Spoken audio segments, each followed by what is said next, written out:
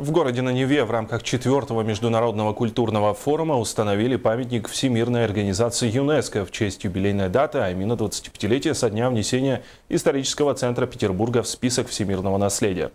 В культурной столице объектами всемирного наследия ЮНЕСКО являются не отдельные ансамбли, а целые районы исторической застройки, пригородные дворцы, парки и усадьбы.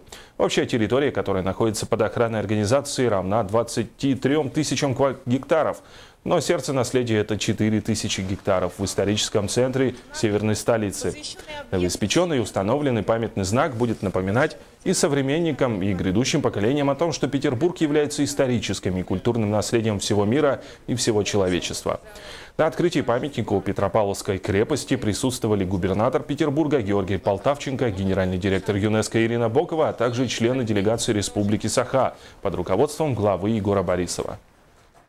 В эти 2 дня ЮНЕСКО находится здесь, в Санкт-Петербурге, потому что мы вчера вместе с президентом господином Путиным отмечали вот это событие. Он сказал памятные слова по поводу вклада ЮНЕСКО в развитие культуры, международного сотрудничества в науке, в образовании, сохранение окружающей среды.